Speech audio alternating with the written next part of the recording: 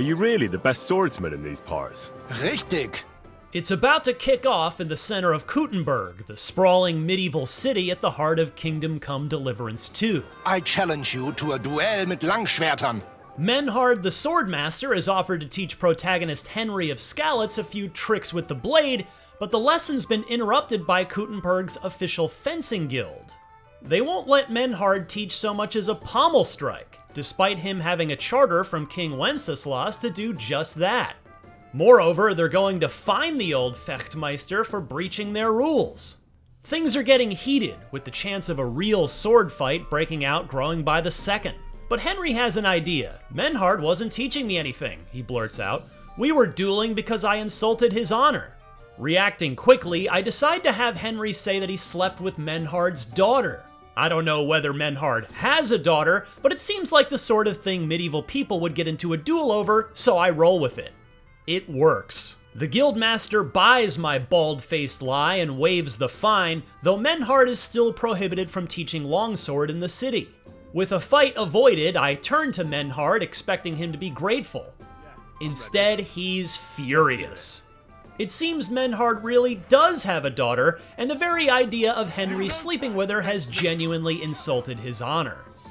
Oops. With their relationship damaged, Henry must desperately placate the raging swordmaster before they can focus on more important matters, like plotting how to get back at Kuttenberg's fencing guild.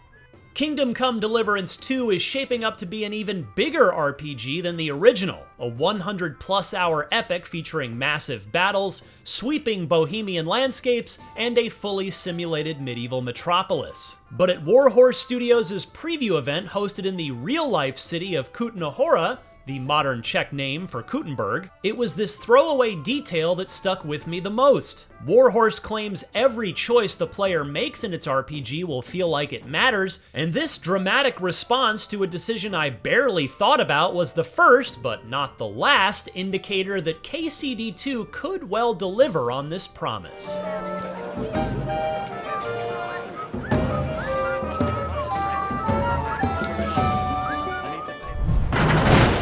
It'll be several hours before KCD2 opens up to you in this way, however.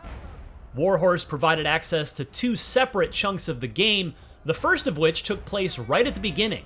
Kingdom Come Deliverance 2 opens in medias res with an explosive castle siege where you defend the ramparts with crossbow and longsword. Warhorse says KCD2 will feature substantially larger battles than the previous game, and this initial sequence was an impressive taster of playing at a larger scale.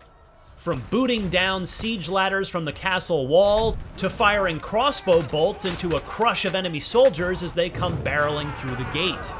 Following this exciting opening, KCD2 rewinds to connect with the end of the first game, as we rejoin Henry and his friend and liege lord Sir Hans Capone on a mission to deliver a letter to neighboring Lord Otto von Burgo. This initial hour is strictly linear and heavy on cutscenes, but it keeps you engaged through the feel-good vibes of Henry and Hans's friendship. Should we get ready for a fight? Take it easy, Henry. Like the first Kingdom Come, the sequel is written in a very humanistic style. Henry remains a deeply affable, fish-out-of-water protagonist, while his position as Sir Hans's squire leads to an interesting blend of camaraderie and tension between the two. Together, the pair have big lads-on-tour energy, clearly reveling in the rare freedom their position and assignment affords them in medieval society. It isn't all fun and games, however. An encounter with a retinue of Burgo's knights emphasizes the danger that lurks around every corner, as the two have to convince the armed horsemen that they aren't bandits. Can you not distinguish between a noble and a bandit, sir? It's not always that straightforward these days. It's the first of many elaborate dialogue sequences, with numerous player choices and a lot of exposition. Indeed, while KCD's conversations are generally interesting, I did wonder if they might benefit from some sterner editing at times. KCD2 is built to be played with no foreknowledge of the original. As such, the opening hours fold in several refresher tutorials, such as Henry and Hans having a friendly duel that reintroduces you to KCD's unique sword fighting system. You fight like an old hag! This has been refined for the sequel, reducing the number of directions you can swing your sword from 5 to 4, and making actions like parrying and riposting easier to pull off. While it's been years since I played the first game, I was nonetheless able to hold my own against Sir Hans after a few minutes of instruction, suggesting that Warhorse's changes have indeed made the system easier to grapple with. The sequel also introduces bespoke fighting systems for certain non-sword weapons like maces, letting players who don't fancy mastering the blade to adopt the simpler approach of cracking skulls. The introduction culminates in Henry and Hans taking a bath in the river, followed by a goofy scene where they sneak through the reeds along the riverbank, drawn by the sound of peasant women singing nearby. The scene quickly takes a darker turn, however, as the pair's camp is attacked by bandits, whereupon they're forced to flee into the woods wearing nothing but their pants. It's a sequence that shifts between dramatic and comedic multiple times, and the game handles those tonal changes well. Through a series of unfortunate events, Henry and Hans end up in the care of a local peasant woman, where we get a chance to see the quieter side of KCD2. One of the original strengths was how it strived to immerse players in moment-to-moment play, and KCD2 seems just as indulgent in this regard. Simple actions like eating stew from a pot and picking herbs to make potions are depicted with intensely detailed first-person animations, while the Bohemian forests you explore are verdant and alive with birdsong. There's a chance to experiment with the updated alchemy system, which is even more tactile and involved than the first game, with you sprinkling ingredients into a big cauldron before adjusting its height with a lever to change the heat level. Later, when Henry has to fight and kill a couple of bandits who come looking for him, an optional objective unlocks to bury the bodies away from the peasant woman's home, and you can go through the entire process of putting these wayward souls to rest. You can talk to me, or talk to cold steel! Everything in this initial demo suggests KCD2 will retain the original's capacity for letting players steep in its medieval setting. What it didn't show was anything wildly new. For this, the second demo was more promising. This fast-forwarded the campaign to the 50-hour mark, where Henry arrives in Kuttenberg. This medieval metropolis is the largest urban space seen in the series yet, a bustling environment where every NPC has their own daily routines and behaviors. It's here where Henry encounters the swordmaster Menhard and becomes embroiled in the dispute over who has the rights to teach longsword in the city. To settle the disagreement, Menhard hatches a plan and asks Henry to steal the Fencing Guild's official sword and hang it on the wall of the Rathaus, the town hall. This, Menhard explains, is the formal way of issuing a challenge of arms to the town, a challenge which Menhard could then accept to prove his martial superiority.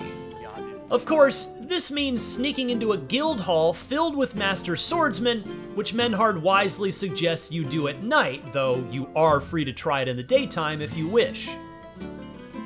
Yet even in darkness, clandestine activities are a risky business in Kuttenberg. Anyone walking around at night is expected to carry a torch, and not doing so will get you in trouble with the guards.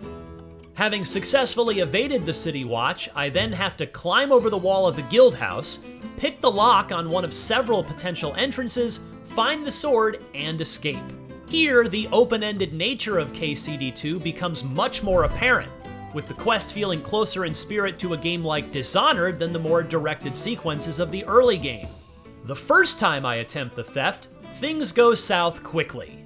I pick the lock, but attract the attention of one of the night watchmen, who relocks the door after searching for me.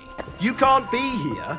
I pick the lock again and proceed 3 steps into the building before I'm rumbled. I try to fight my way out with fisticuffs, managing to knock out one of the night watchmen, but another has roused the town guard who come barreling in with swords drawn to quickly cut me down. In my second attempt, I'm more careful, and succeed in lifting the sword unnoticed and hanging it on the wall of the Rathaus. This would be a natural endpoint for the quest, but it proves to be far from over. Succeeding in the theft leads to a multi-stage longsword tournament between Menhard and the Swordmasters Guild, and you can choose to be sworn in under Menhard's stewardship and fight for his honor and right to teach longsword in the city.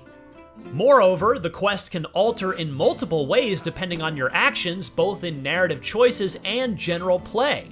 If you steal the sword but are spotted doing so, for example, the guild will accuse you of the theft when Menhard accepts their challenge. Consequently, the Swordmasters Guild is given heavier armor during the tournament, making the fight more difficult on your end.